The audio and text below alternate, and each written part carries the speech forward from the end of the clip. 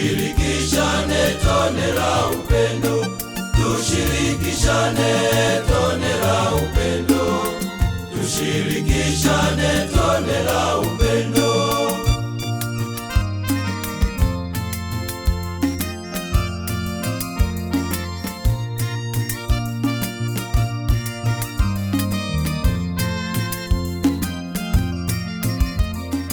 Tushirikishane tone la upendo. Ndugu wapendwa, karibuni tusikize neno la Mungu na tafakari ya Jumapili ya 5 ya mwaka A wa Kanisa. Leo tunaalikwa kuwa chumvi na nuru ya ulimwengu. Hivyo tuombe neema ya kuwa chumvi na nuru kwa watu wengine.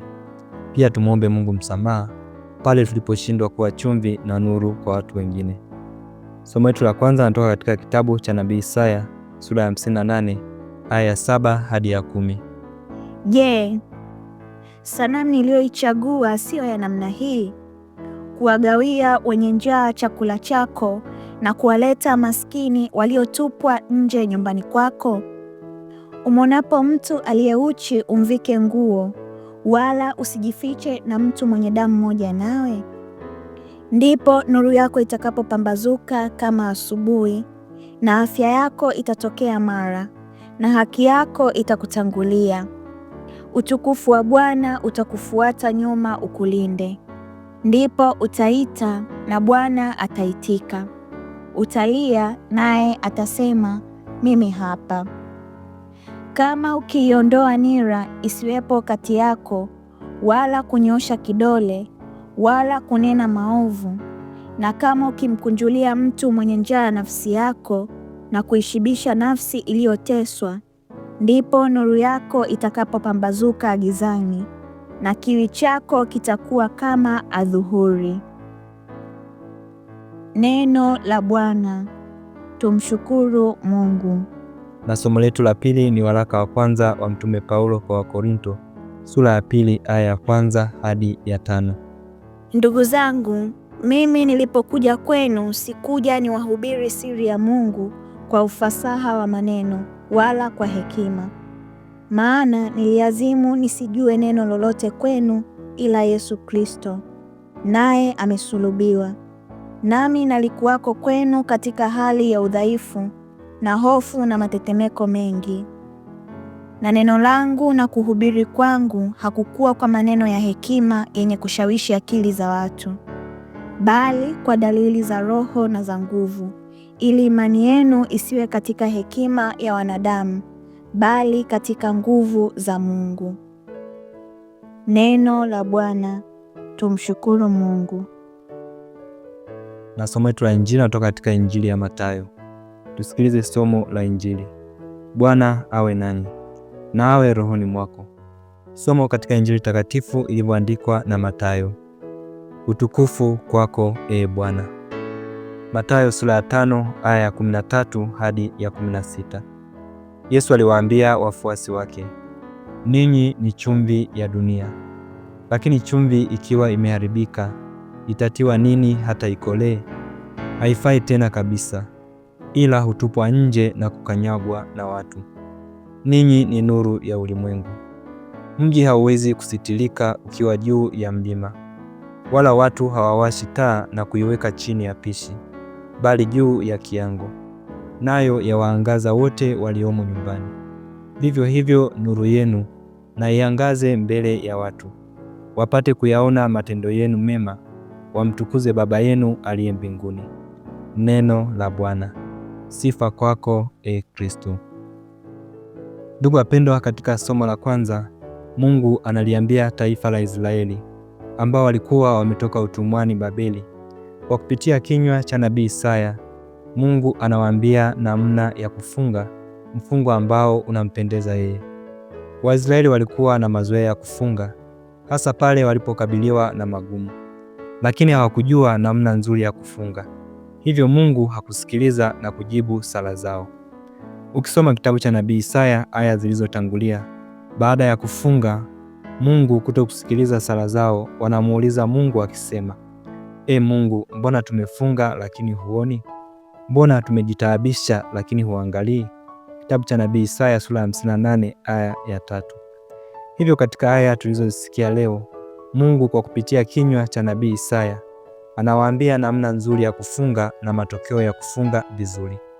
Namna nzuri ya kufunga anayopendekeza Mungu: kwanza, kuwagawia wenye njaa chakula; pili, kuwakaribisha maskini nyumbani kwako; tatu, kuwavika nguo wasio na nguo; nne, kuondoa nira, maana yake kutubu na kuacha dhambi; tano, kuacha kunena mabaya. Taifa la Israeli walipofunga hawakuyazingatia hayo.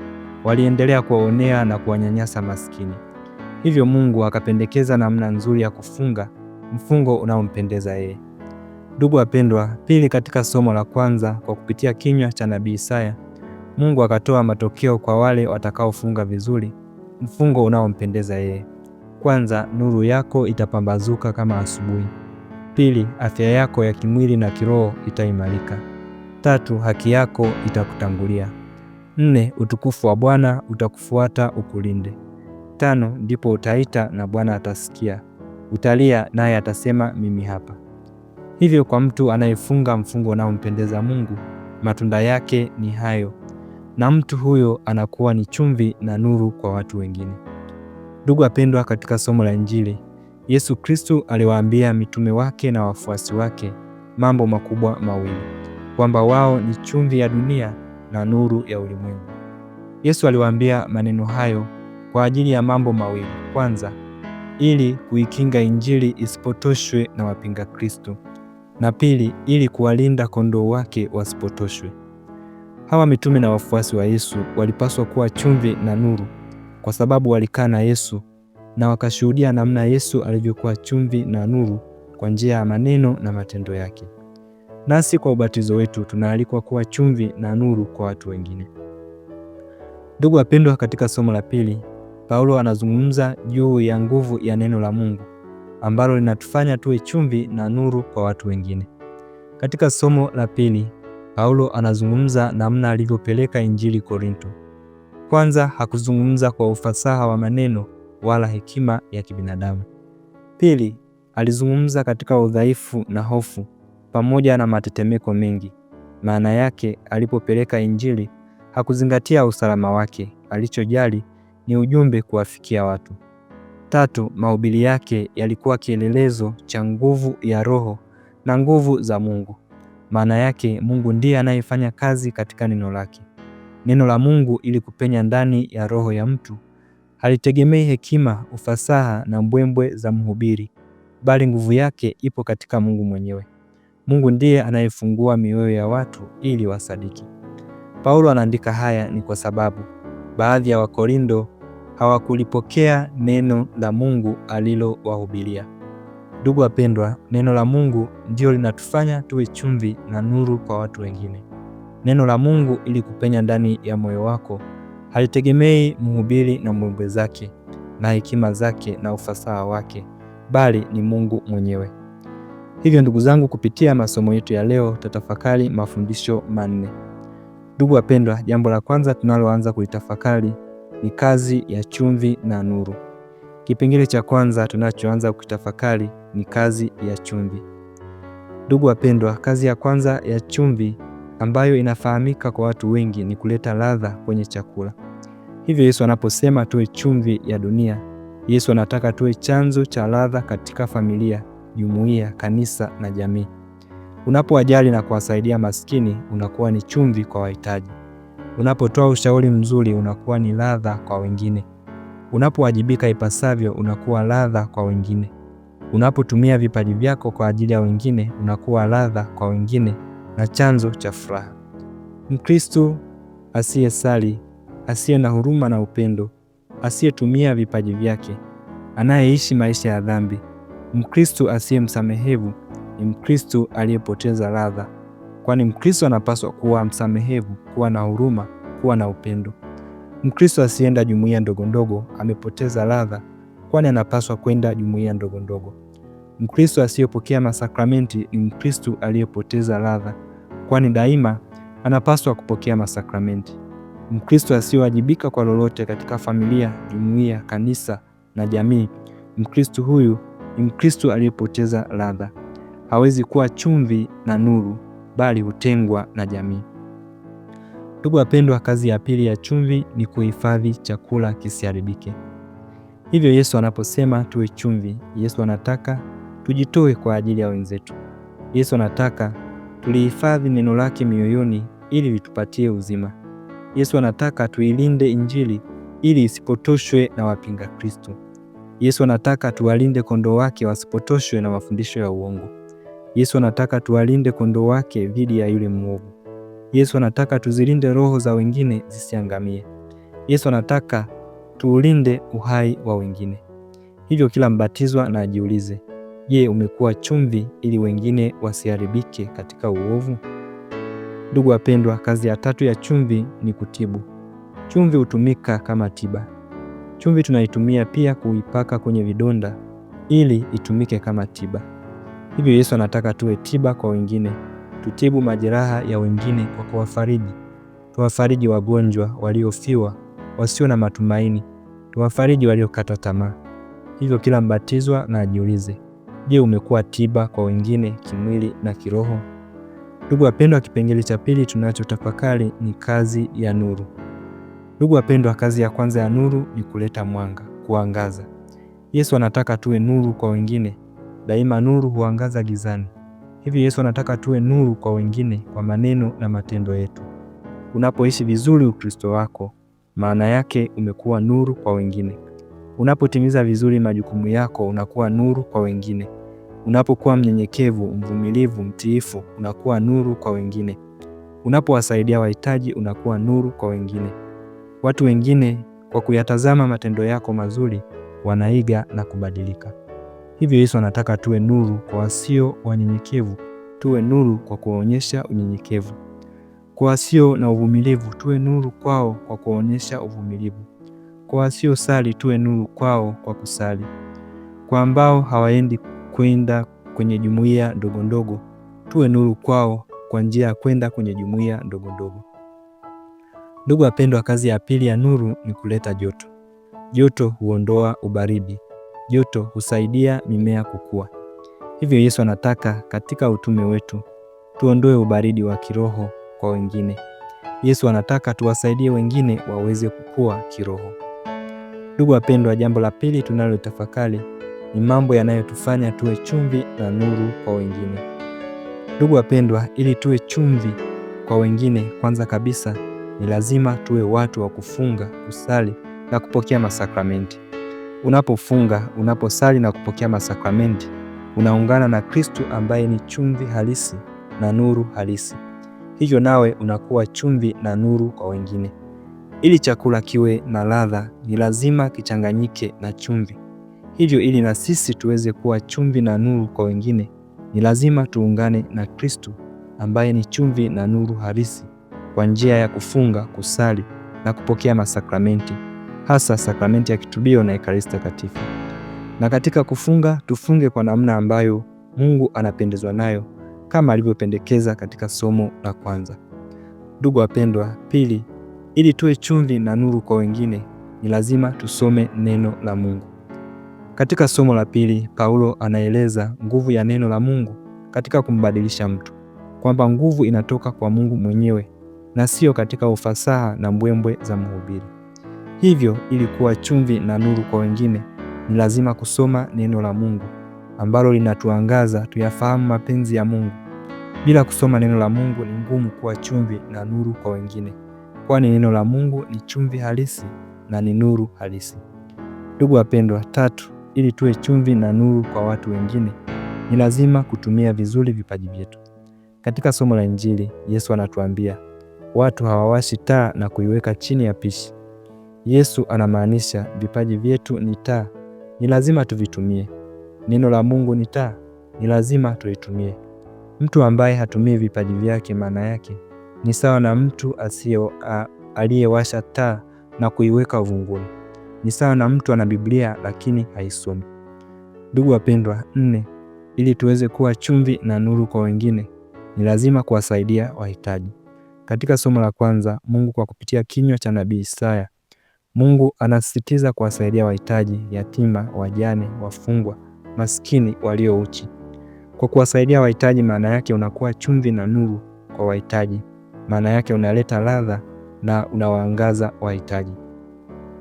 Ndugu wapendwa, jambo la tatu tunalotafakari ni mambo yanayotufanya tusiwe chumvi na nuru kwa watu wengine. Ndugu wapendwa, jambo la kwanza linalotufanya tusiwe chumvi na nuru kwa watu wengine ni kuacha kusali, kufunga na kupokea masakramenti.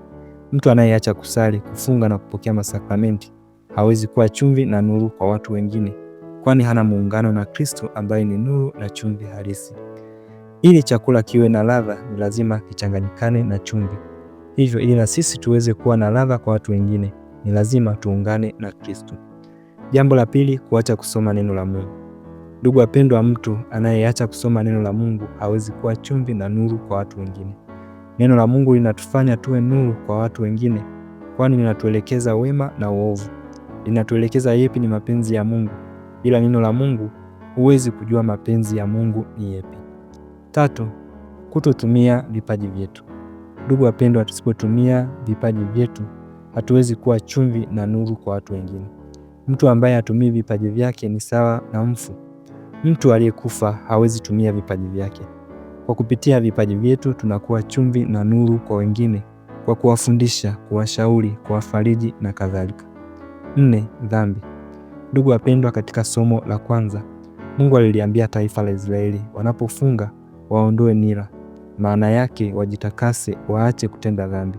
Hivyo mtu anayeishi maisha ya dhambi, chuki, ulevi, uzinzi na kadhalika hawezi kuwa chumvi na nuru kwa wengine, kwani yeye mwenyewe anaishi gizani. Ndugu wapendwa, jambo la 4 tunalotafakari ni matokeo ya kuwa chumvi na nuru kwa wengine. Kipengele cha kwanza tunachokitafakari ni matokeo chanya ya kuwa chumvi na nuru kwa watu wengine. Ndugu wapendwa, somo la kwanza linatuambia mtu unapofunga mfungo unaompendeza Mungu, matokeo yake ni haya yafuatayo. Kwanza, nuru yako itapambazuka kama asubuhi. Maana yake giza la dhambi halitakutawala bali litatoweka. Pili, afya yako ya kimwili na kiroho itaimarika. Maana yake Mungu ataishibisha roho yako. Tatu, haki yako itakutangulia. Maana yake Mungu atakupatia kile unachostahili kupata au unachostahili kuwa nacho. 4, utukufu wa Bwana utakufuata ukulinde. Maana yake Mungu atakuongoza daima, hata katika shida mbalimbali Mungu hatakuacha, atakusaidia. 5, ndipo utaita na Bwana ataitika. Utalia naye atasema mimi hapa.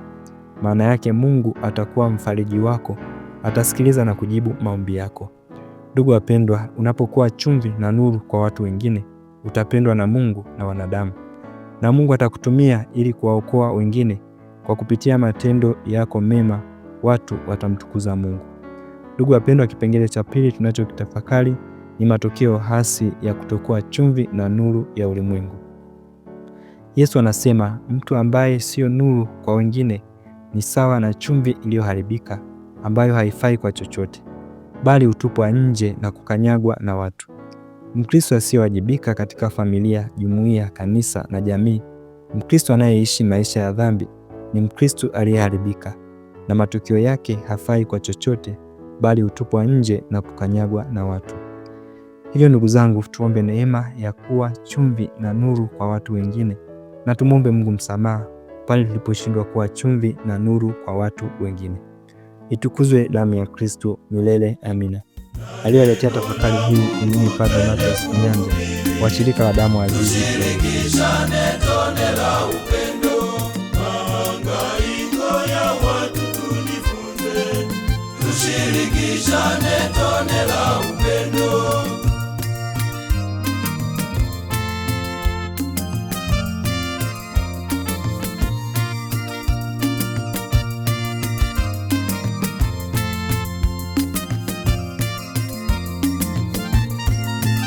Tushirikishane tone la upendo, tushirikishane tone la upendo, tushirikishane tone la upendo.